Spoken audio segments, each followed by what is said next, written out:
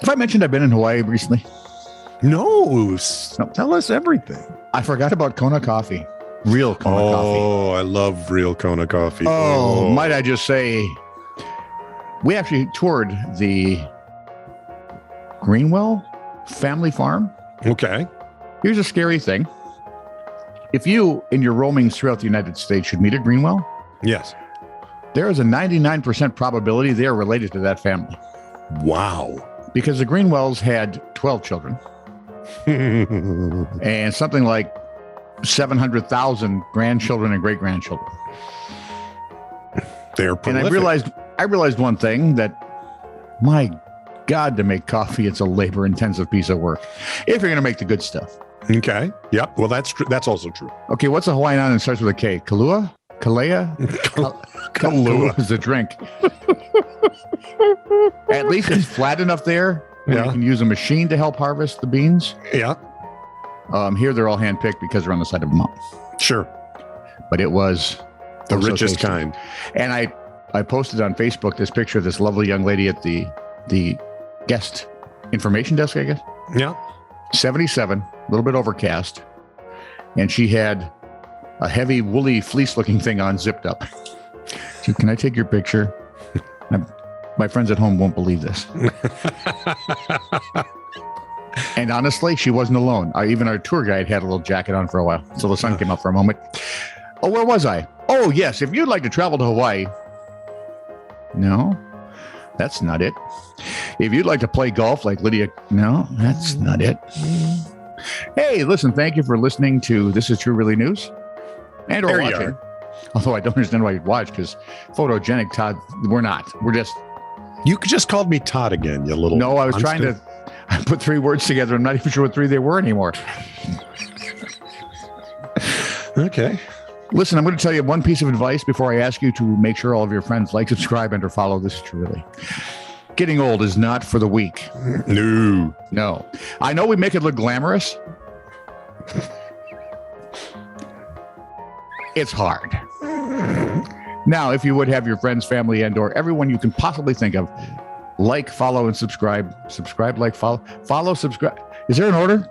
I don't care. As long as you subscribe, like, and follow This Is Truly, we're just happy as clams and glamorous for old guys. This is True, Really News with Scott Combs and Tony Vercanis.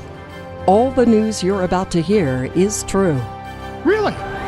as far as you know. An American Airlines plane was diverted to Kansas City, Missouri the other day Oh, when an unruly passenger tried to force open a door. was the plane in the air when he tried to? Well, but they made the unexpected landing. Yeah, this would cause the diversion. 50-year-old Juan Remberto Rivas has been taken into custody. Story goes that Rivas was creating a disturbance and walked to the cockpit area, grabbed plastic silverware and held it like a shank. He then grabbed a small champagne bottle by the neck and tried to break it on the counter before kicking and shoving a service cart into one of the flight attendants. Rivas, who's about 6'3" and 240 pounds, then grabbed the handle of an exit door and began pulling it. A flight attendant tried to stop him. Did with a anyone try coffee to explain pot. to him that'd be real disappointing if he did that? No, she just grabbed a coffee pot and clunked him a couple of times in the head. One of the passengers was a police officer, and he was able to pull Rivas away from the door. Another passenger punched him in the jaw, and a third grabbed his neck and pulled him to the floor itself. Passengers and flight attendants restrained Rivas until they could secure his hands and feet with zip ties and duct tape. Rivas was detained, and the flight continued to Washington, D.C. Any reason why he would want to take a very large first step? Because, son, when you're up that high, Yep. even if you're over water, but you're over land, the trip doesn't end well. Mm-mm. Except for that one guy. And I've seen the video. He was a parachutist And and didn't open. chute didn't But open. he's probably not at 20,000 feet. Well, it doesn't matter. That's true. Now, You're going to hit He'd- terminal velocity actually- here. he'd probably freeze to death before he ever Right. broke So into chunks. he happened to land in a bog. And you see the video. He's coming down, coming down, coming down. Oh, this is the cartoon. It reminded me of a cartoon. Yeah, the guy hit the bog and bounced and came down. And then he's still for a moment. All of a sudden, you hear Russell, Russell. His head comes up, starts looking around, and he starts screaming, yes! Bumps and bruises only. Don't try this at home. No, this is not by any way an endorsement that this would be a good idea. Because I would land on the Washington Monument. And I wouldn't bounce. Oh, wrecked him? Hell, nearly killed him. 36, you're an evil being. 36-year-old teacher Carrie Lynn Kaviaska. 3 days to wipe the smile off his face. Go ahead. 30-year just vile. 36-year-old teacher Carrie Lynn Kaviaska of Watertown, Connecticut, was arrested and charged with 2 counts of risk of injury to a child and second-degree reckless endangerment. Well, that's hardly funny at all. It's not even a little funny, so straighten up and fly right. Yes. Get it, fly right. WFSB TV reported, stemming from an incident in November, Kaviaska's ex-husband, according to the arrest warrant, informed police that she had left their 2 kids, both under the age of 12, home alone for 2 days while she went on vacation to Florida with her boyfriend. When the father checked one of the children's phones, he saw texts between the kid and Kaviaska, including exchanges about what they should eat, to which she replied, "Just eat candy." Seriously? Now, if I'm a kid under 12, I'm going to do it. Down with that. Mom, and we use the term loosely, also instructed them to stay in the basement so they wouldn't be seen. The kids told police they were alone in the house, except for the dog. What do you suppose 2 counts of risk of injury to a child and second-degree reckless endangerment would get you? Arrested and jailed. Yeah, just not long enough. Probably not. No. At what point is that?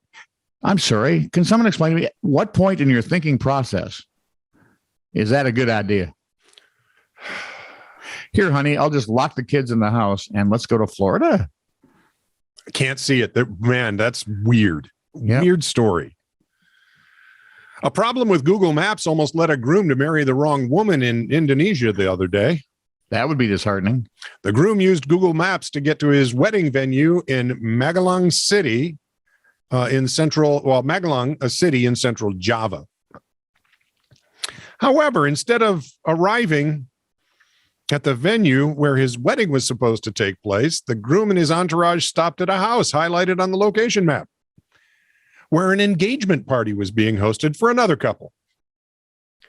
The groom's entourage reportedly shook hands with the family, exchanged offerings, and took what they thought were their seats. And it was not clear to the 2 groups that anything was amiss, since the groom's guests assumed the other attendees were family members of the bride. Am I thinking about Maxwell Smart here? Yes. Meanwhile, the woman's family assumed the new arrivals were family members of the fiancé who was running late. Of course they would. If this guy hadn't run late, there wouldn't have been a problem. The perfect storm. Typical man. When the mistake was finally discovered, the groom and his wedding party promptly exited the home with their offerings in tow.